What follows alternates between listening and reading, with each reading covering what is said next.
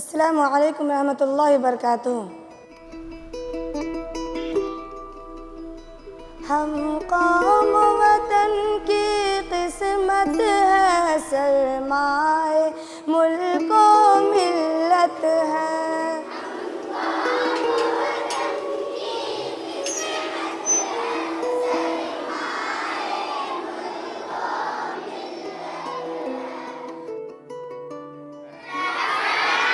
सलाम।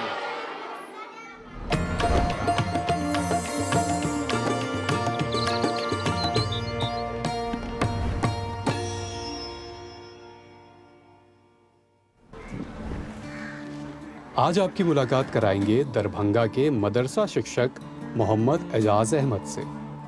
आबादी के लिहाज से बिहार के 5 सबसे बड़े ज़िलों में से दरभंगा एक है।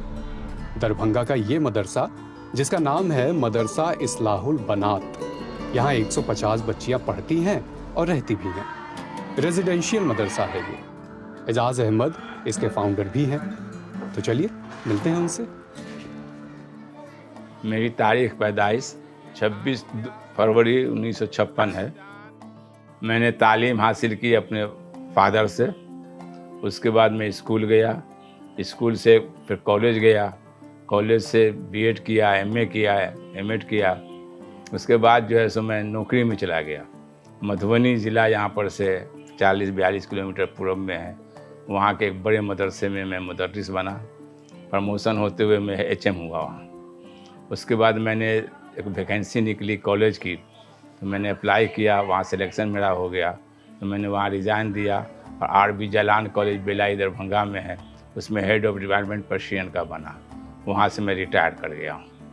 अब बैठ के बहुत दिन भर रात लिखता पढ़ता हूँ, या मदरसे के बच्चे को अगर कोई ज़रूरत समझ में आई तो वो आकर के पूछा, उसका जो मुनासिब समझ में आता है उत्तर दे के उसको समझा देता हूँ। यहीं पर नाश्ता खा करके आम तौर पर मैं आता हूँ और बैठता हूँ और रात के 10 बजे यहाँ पर से एक तरह से जाता हूँ। घर में हमारी वाइफ भी अभी हयात से हैं, वो हैं, बच्चे हैं। बच्चे सब भी अपने अपने काम में लगे हुए हैं। 3 लड़का इंजीनियर है, एक चौथा लड़का जो छोटा है वो अभी मेडिकल में दिल्ली जामिया में पढ़ रहा है। शुरुआत की पढ़ाई जो सारे बच्चे हमारे हैं, बच्चे या बच्चियाँ, उन सबों को यही मदरसा लाइन की पढ़ाई से पढ़ा करके स्कूल में भेजा है।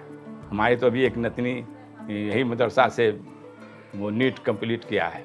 मदरसे में पढ़ाई तो सबको हो रही है।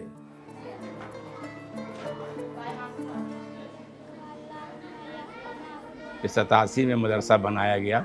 मेरे पढ़ने के ज़माने से असल में हमारा एक एम था कि गांव के बच्चों को पढ़ाने के लिए, गांव के डेवलपमेंट के लिए एजुकेशन का एक संस्था होना चाहिए।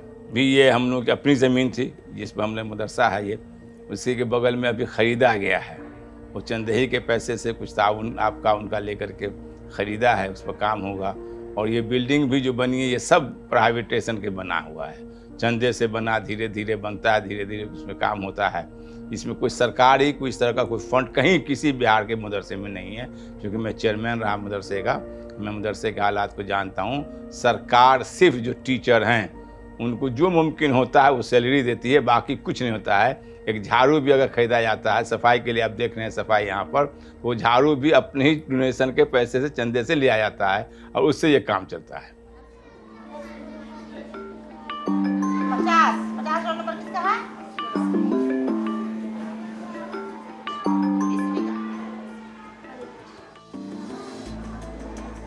आज तुम लोग का इम्तहान हुआ? कौन सी का इम्तहान था? उर्दू, अदब और कुरान शरीफ का था। इम्तहान ठीक हो गया? चोरियों किया? नहीं चोरी किया? और इस साल तो तकरीबन 300 बच्ची होती अगर आप रखते तो। जगह की दिक्कत थी इसलिए रखा नहीं। अब ये बन जाएगा, अब कभी आप आए तो 300 बच्ची मिलेगी। ये जो मदरसा चलता है, ये मदरसा बिहार स्टेट मदरसा एजुकेशन बोर्ड से इसका इल्हाक है, सरकार रिकॉग्नाइज की हुई है। उसमें 3 कैटेगरी की यहाँ पढ़ाई होती है। एक होता है वस्तानिया में, जो आमतौर पर बिहार के मदरसे आपको मिलेंगे, वो मिडिल तक का मदरसा होता है। उसके बाद होता है ये फ़ौकानिया। ये फ़ौकानिया भी मंजूर है, ये मैट्रिक बराबर होता है, स्टैंडर्ड इसका मैट्रिक है। और मौलवी है, बराबर इंटरमीडिएट है। हमारे यहाँ आमतौर पर जो मदरसे बिहार के हैं सबों में उर्दू, अरबी, फ़ारसी जो मदरसे की बुनियादी चीज़ है वो पढ़ाई होती है।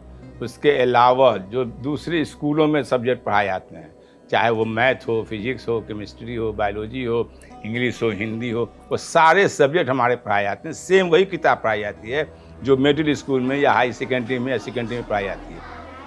मैथ में ऐसा क्या है? मैथ तो सबसे ख़राब सब्जेक्ट है, हमें तो कभी नहीं अच्छा लगा। आपको क्या मैथ में अच्छा लगता है? ऐसा किसने कहा कि वो मैथ खराब है? उसको बस समझने की ज़रूरत होती है। अगर उसको समझ गए तो सबसे आसान होता है। पढ़ाने वाले की काबिलियत इतनी होनी चाहिए कि वो बच्चे को इस तरह समझाए कि वो समझ जाए और उसे दूसरे को समझाने की कोशिश करे। जैसे कोई टीचर समझाते हैं तो उसको समझे और फिर अपने छोटे क्लास के बच्चे को समझाए, तो इस तरह उसके जहन नशी हो जाएगी और फिर हम आगे चल के उस मैथ को मतलब और ज़्यादा अच्छी तरीके से बता सकते हैं। और मैथ तो मैट्रिक इंटर वाली सबका तो फेवरेट सब्जेक्ट होता है। किसने कह दिया कि वो अच्छा नहीं होता है? इनकी गणित बड़ी अच्छी है और इन्होंने मुझे डांट भी दिया। अच्छा, क्योंकि मैंने इनसे बोल दिया कि गणित बड़ा कठिन सब्जेक्ट है, हाँ तो उन्होंने मुझे डांट दिया। चलिए, बच्चा है। खाना क्या क्या मिलता है और सबसे अच्छा क्या मिलता है और सबसे ख़राब क्या मिलता है? सोयाबीन चावल। ख़राब जो चीज़ बिल्कुल अच्छी नहीं लगती, ये क्या बना के दे दिया? खिचड़ी। खिचड़ी क्यों बनवाते हैं भाई आप लोग? और बताओ, और क्या नहीं अच्छा लगता है खाने? खिचड़ी। खिचड़ी को ज़रा थोड़ा जायकेदार बनवाइए। शुरू से सरकार ने कोई सपोर्ट मदरसे को जितना चाहिए था नहीं किया। सरकार का ये मदरसा सौतेला बेटा है। जो संग गुजरा है एक पल हमेशा याद आएगा ए मेरे हम। सरकार हमसे तमाम काम लेती है। हमारे मदरसे के टीचर तमाम काम सरकार का करते हैं। इलेक्शन हो तो जाइए, कहीं मेला लगना आना तो जाइए, कहीं पर कुछ काम हो रहा है तो जाइए, जनगणना करना है तो जाइए। तो सरकार हमको भी तो तमाम सहूलत दे। हम लोग अगर टीचर को नहीं जाने दें तो सरकार कहेगी कि साहब आप तो सरकार को काम में मदद नहीं करते, तो भाई हम जाने देते हैं, करवाते हैं सरकार को। हमारा काम है, सरकार का काम है, आवाम का काम है। लेकिन सरकार को ये सोचना चाहिए कि साहब वो भी वही बेटा है मेरा जो स्कूल कॉलेज का है, तो मदरसे को भी सरकार वही इंतजाम करके दे, उसी काम में चलना चाहिए।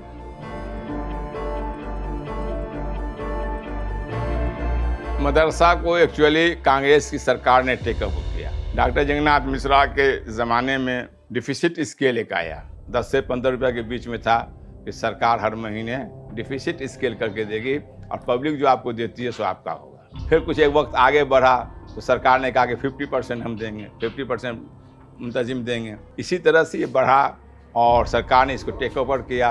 अब पब्लिक से चंदा महीना का नहीं मिलता है। अब पब्लिक को जो सरकार जो टीचर को रखे हुई है उसको सरकार ही जो फुल पेमेंट करती है वही पेमेंट होता है। सरकार डायरेक्ट कोई फंड नहीं देगी, एमपी और मिनिस्टर को फंड देती है सरकार इसी इलाके के तरक्की के लिए, इलाके का काम कराने के लिए, डेवलपमेंट के लिए। उनके स्कीम में है कि मदरसा और स्कूल को दिया जाएगा पैसा, लेकिन वो नहीं देते हैं। नहीं देने की वजह आप खूब समझ रहे हैं, हम समझते हैं।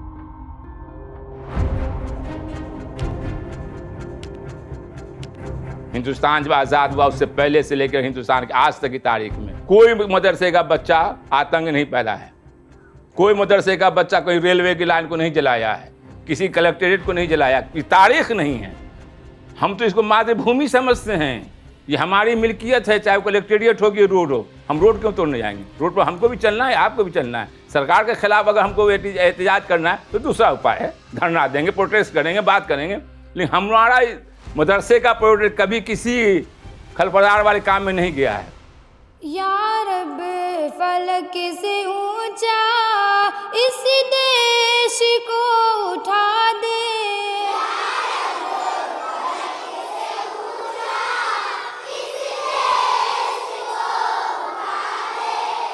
आपको सुनकर के ये बात खुशी होगी कि आमिर सुबहानी साहब बिहार के गृह सचिव रहे और क्या क्या हैं, आज भी बिजली बोर्ड के अध्यक्ष हैं। वो रिटायर कर गए हैं, अध्यक्ष हैं। इसी मदरसे के प्रोडक्ट हैं, इसी दरभंगा के।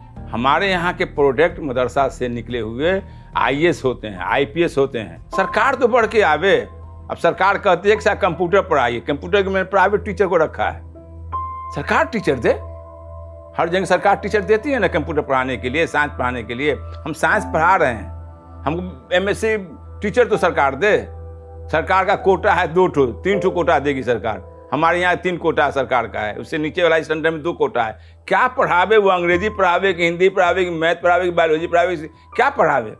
22/4/2022 को जो सरकार ने नोटिफिकेशन किया, इसी वजह से अभी टीचर की बहाली कहीं नहीं हो रही है। किसी मदरसे में तो ताला लग गया, एक टीचर नहीं है। सरकार ने एक रूल बनाया 22/4/2022 को कि साहब अब ये डीओ करेंगे। मैंने उस वक्त के एजुकेशन मिनिस्टर विजय चौधरी जी से कहा कि आप पूरे बिहार के 38 डीओ को बुला लीजिए, कोई एक डीओ मेरे सामने में ये कह दे कि मैं महीने का बिल पास करता हूं तो पैसा नहीं लेता हूं। दूसरी बात तो छोड़ दीजिए, वो जो बहाल करेगा वो तो 1 लाख मान लीजिए हम देते हैं, वो 5 लाख लेगा, वो तो जाहिर से जाहिर को भेज देगा। डीओ ने जितनी बहाली किया, जिसके बारे में आप और हम सब लोग कहने लगे कि साहब स्कूल में जो शिक्षक गए हैं उनको अ ख ल लिखने नहीं आता है, वो क्यों नहीं आया? इसीलिए नहीं आया कि साहब उसने वहाँ जिसने जितना पैसा दिया उसको वहाँ बहाल कर दिया। हमारे मदरसे का भी हाल ये चौपट हो जाएगा, इसीलिए हम लोग केस में हैं।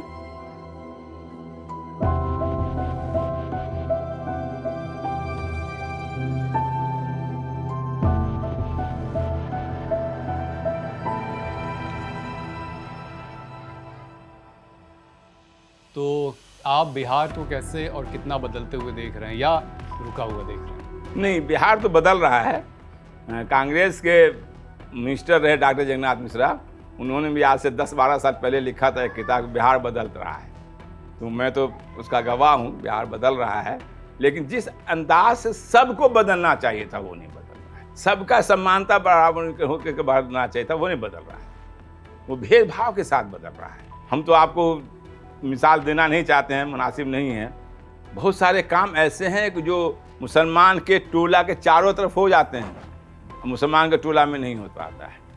लेकिन सरकार का काम डेवलपमेंट में है, डेवलपमेंट हो रहा है। मैं इसके लिए सरकार को भी मुबारकबाद देता हूँ।